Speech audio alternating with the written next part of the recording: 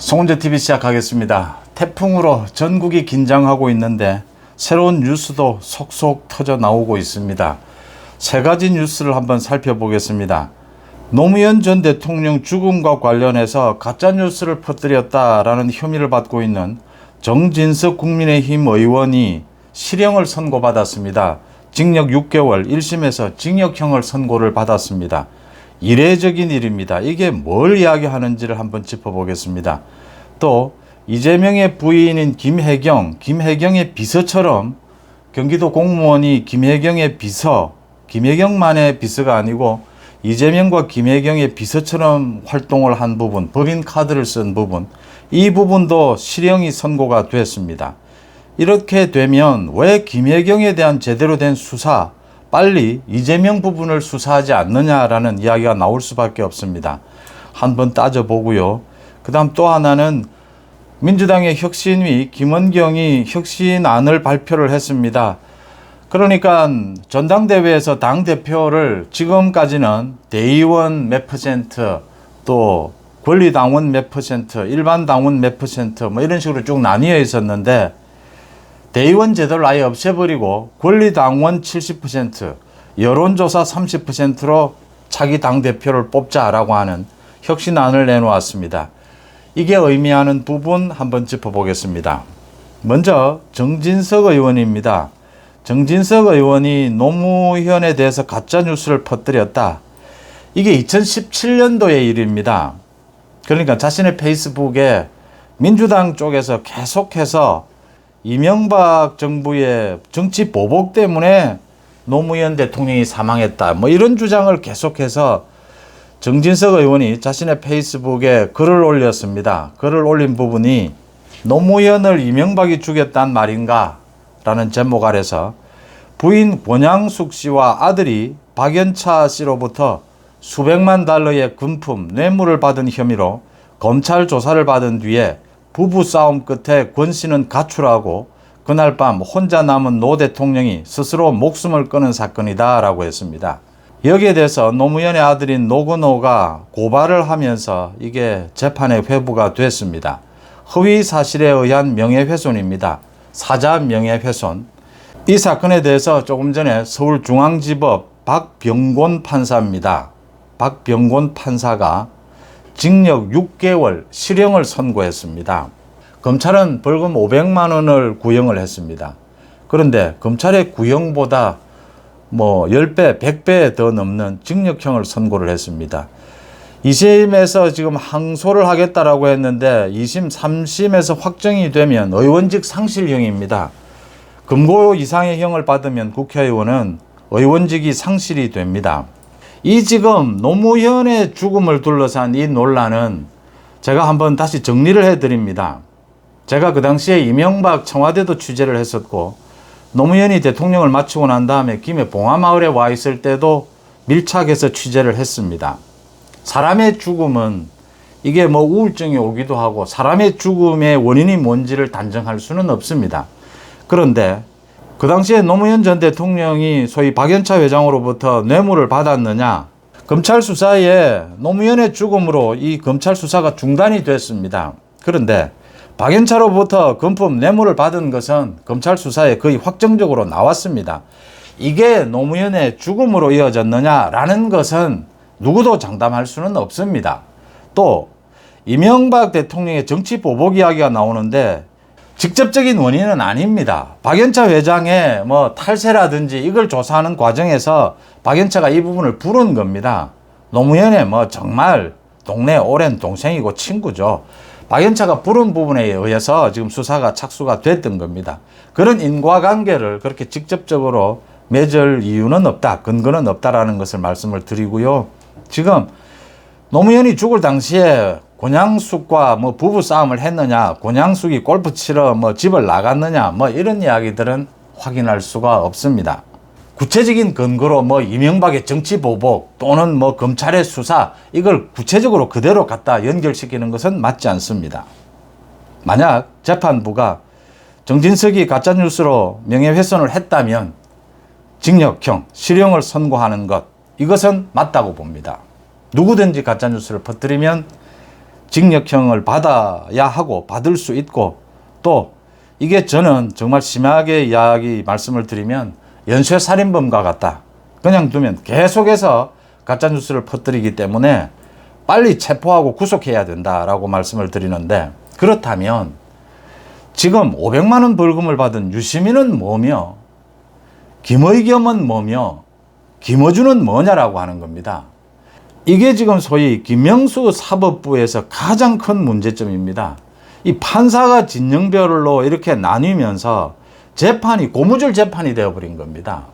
지금 가짜뉴스는 5년 전, 10년 전의 가짜뉴스가 아닙니다. 인터넷의 발달, 그 다음 우리 가짜뉴스는 진영별로 나뉘면서 이 민주당, 이재명의 민주당이 저지르고 있는 가짜뉴스는 상상을 초월합니다. 우리 국정의 발목을 잡고 국정을 뿌리부터 흔들고 있습니다. 이 부분을 바로잡기 위해서는 모두 체포 구속해야 되고 모두 필요하면 실형을 선고를 해야 합니다.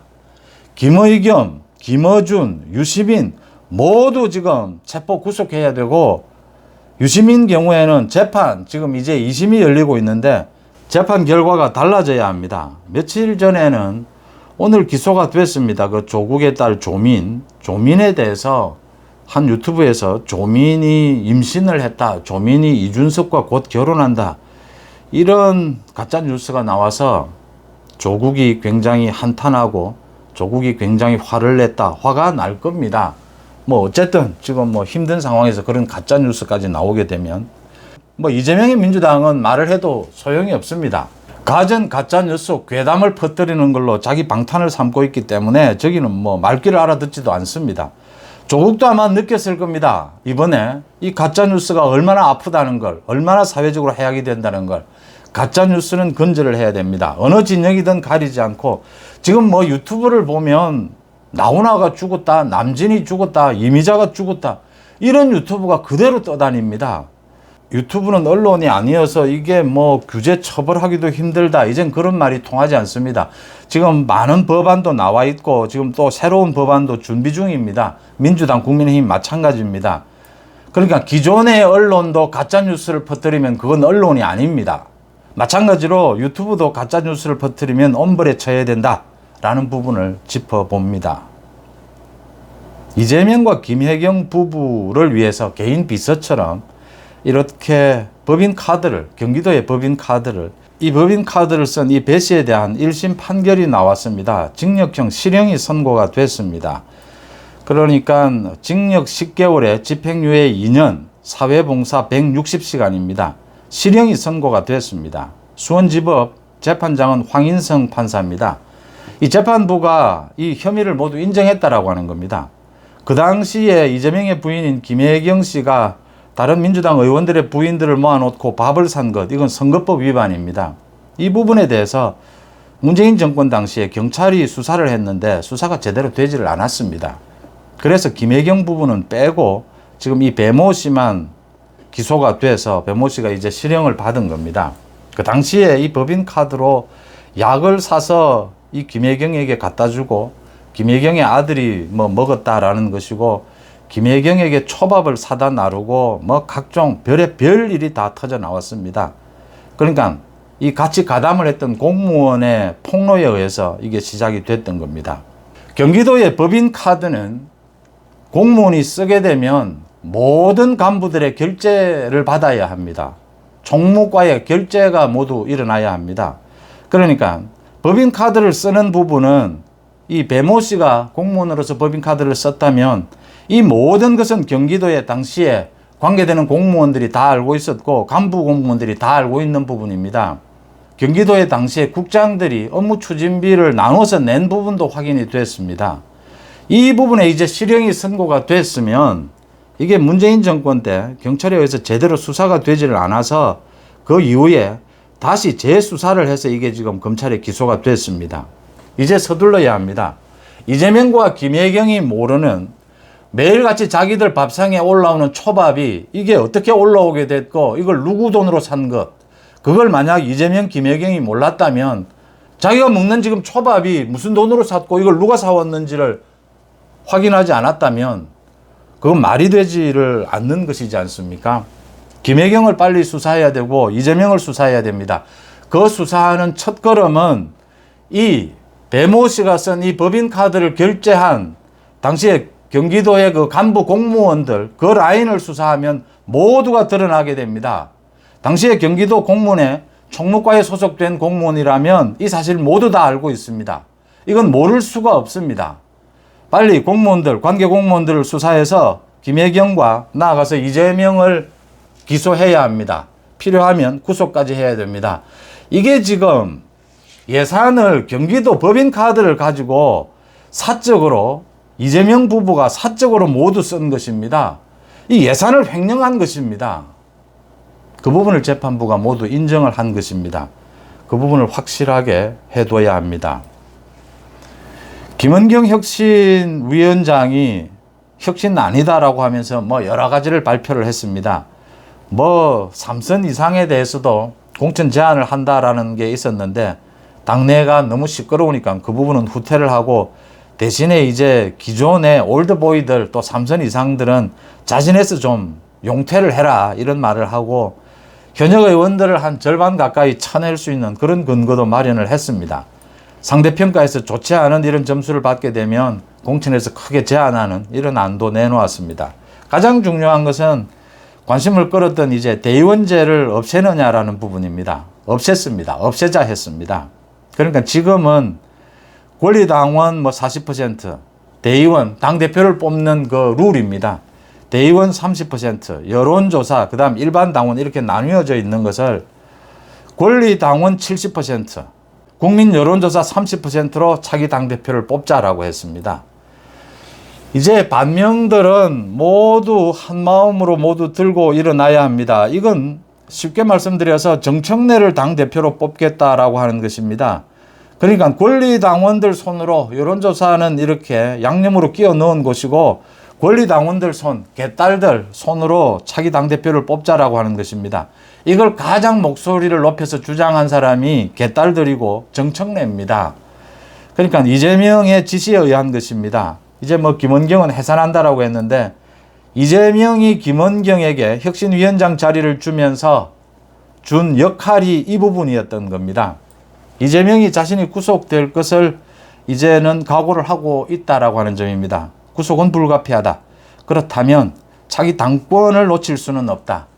자기가 만약에 이번 달에 또는 다음 달에 구속이 되면 10월이나 11월에 전당대회를 열어야 한다. 뭐 국회가 정기국회든 뭐든 늦어도 12월 28일 전에는 전당대회를 열어야 합니다. 민주당 당헌에 12월 28일을 기점으로 해서 그 전에 당대표가 사퇴를 하면 전당대회를 열어야 하고 그 이후에 사퇴를 하면 이제 비대위로 가야 합니다. 비대위원장은 중앙위원회에서 선정을 합니다. 임명을 합니다. 이 부분을 모두 계산한 겁니다. 김원경이 그 지시를 받고 내놓은 혁신 아닙니다. 그러니까 권리당원들, 개딸들 손으로 차기 당대표를 뽑자라는 것입니다. 정청래가 지난번에 며칠 전에 유튜브에 나와서 이 이야기를 했습니다. 개딸들을 향해서 12월 28일 이후에 당대표가 사퇴를 하게 되면 중앙위원회에서 비대위원장을 선임하게 된다. 그러면 자신이 비대위원장으로 선임될 가능성은 거의 없다. 이런 이야기를 했습니다. 그 다음 이야기는 하지 않았습니다. 그 다음 이야기를 추측해 보면 그러니까 12월 28일 전에 당대표가 사퇴를 해서 전당대회가 열리면 자신이 출마를 하겠고 지금 김은경이 이야기하는 이렇게 경선 룰을 바꾸게 되면 자신이 가능성이 있다. 이 이야기를 하고 싶었던 겁니다. 그래서 자신이 12월 28일 이후에는 당대표가 될 수는 없다. 그런데 12월 28일 이전에 전당대회가 열리면 한번 가능성이 있다. 개딸들을 중심으로 해서 자기를 지지해주면 그걸 이제 뒷받침하는 겁니다. 김은경이 권리당원 70%, 여론조사 30%로 이렇게 경선 룰을 바꾸자. 이렇게 되면 이제 개딸들이 지지하는 이재명이 지명하는 사람이 차기 당대표가 될 가능성이 매우 높습니다. 이재명이 노리는 부분입니다. 자기가 구속됐을 경우에 당대표직을 안고 버틸 수는 없을 것이다. 그러면 당무위에서 아마 거절하게 될 것이다. 당 분위기가 빠르게 바뀔 겁니다. 그렇다면 개딸들 중심으로 해서 자신의 후임자를 자기 손으로 만들어야 한다. 그렇다면 이 경선 룰부터 바꿔야 된다. 그래서 정면 승부를 건 것입니다. 비명 반명에 대해서. 그래서 지금 자기가 생각하고 있는 게 정청래일지 또 아니면 또 다른 친명일지는 지켜봐야 될 겁니다. 그런데 아마 정청래가 가장 활발하게 이렇게 경선 룰이 바뀌게 되면 정청래가 당대표를 하겠다고 나서게 될 겁니다. 민주당의 당대표가 정청래가 되면 괜찮지 않겠습니까? 민주당이 정청래와 개딸을 중심으로 움직이면 다음 총선에서 국민의힘은 상당히 폭넓게 유리한 국면에서 전략을 세울 수 있을 것이다 이렇게 보입니다. 정청래가 당대표가 되면 참 재밌는 일들이 많을 것이다 이렇게 보이고요. 이제 이게 당장 이 의원총회를 통과를 해야 합니다. 이 당헌 당규를 바꿔야 돼서 중앙위까지 통과를 해야 되는데 의원총회에서 이게 민주당 의원총회에서 이게 통과가 되겠느냐. 비명반명이 이제는 한 목소리를 내야 될 때가 왔습니다. 이제는 뭐 공천 학살이 눈에 보이는 대목입니다. 정청래가 당대표가 되면 지금 비명반명들 누구 살아날 수 있는 사람이 있겠습니까? 정청래가 아마 학살에 나설 겁니다.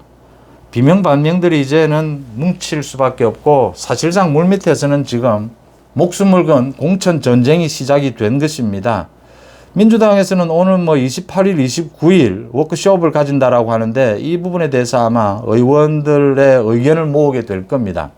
아마 여기에서 친명과 반명이 전면전이 벌어지게 될 겁니다.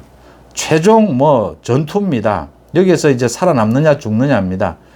이 안이 이 경선 룰이 통과가 될 것이냐라는 게 이게 지금 민주당을 두 개로 쪼개 놓을 것이다. 이게 통과가 된다면 예를 들어서 정청래가 차기 당대표가 되는 셈입니다. 오는 10월에 이재명은 구속이 되고 정청래가 민주당 대표가 돼서 다음 총선에 임한다. 송은재TV 마칩니다. 고맙습니다.